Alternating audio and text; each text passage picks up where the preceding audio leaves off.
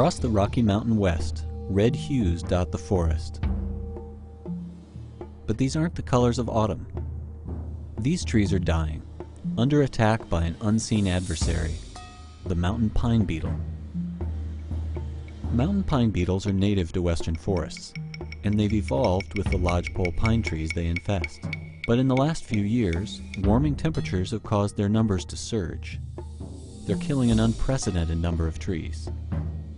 Some say the swath of dead forest left behind sets the stage for another Rocky Mountain native, wildfire. For a long time we thought that beetle-damaged forests were more likely to burn than green forests, and that's because they look much drier and you have this feeling that this is just a tinderbox ready to go.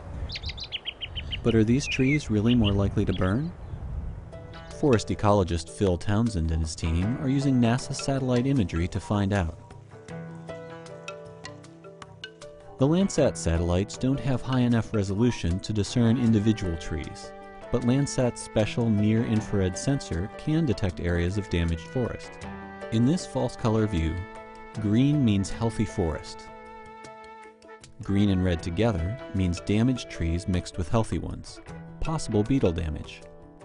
Recently burned forest shows up as bright red. Landsat images let us study forest health across a large area, but each pixel captures almost 1,000 square meters of forest, covering lots of trees. So how can you be sure what's really going on inside a pixel?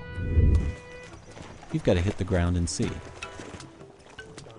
The team lays out transect tape to measure out points 30 meters apart, the area within a single Landsat pixel. Within this pixel zone, they get a close-up look at the health of each tree. When we're in the forest conducting our research, we look for signs of beetle damage to the trees. The first and most obvious sign would be whether the tree has red needles or not. Well, that's a sign that the tree is dead, but it's not necessarily always caused by beetles. So we then look at the bark of the tree, and if we see pitch tubes, which are where beetles have attacked the tree, or exit holes, which are where the young beetles have emerged from the tree, then we know that there has been beetle damage. Pitch tubes are holes bored by beetles. Living trees defend themselves from the beetles by streaming sticky resin from the wounds. But if enough beetles drill enough holes, the trees die.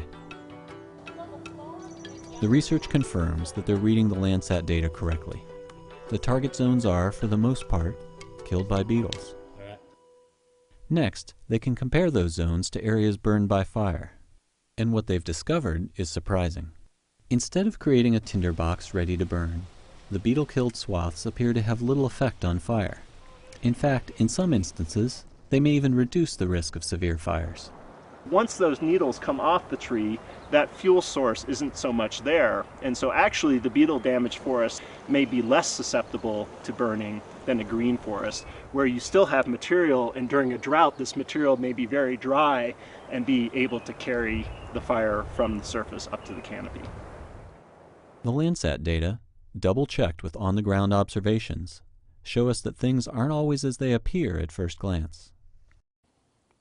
I think it's important for people not to assume that there are relationships between certain types of features out on the landscape.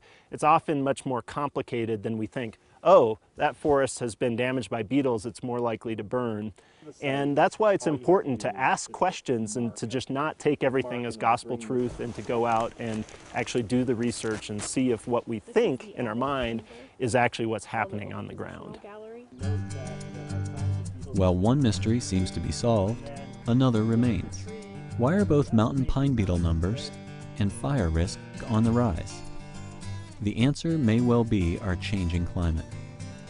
Cold winter nights kill beetle larvae. In the last decade, temperatures haven't dipped as low.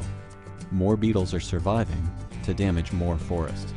And fires take hold and spread faster in a warmer, drier climate. The beetles and the fire may not directly be related to each other, but they might be each related to the change in the climate, and that's important to find out.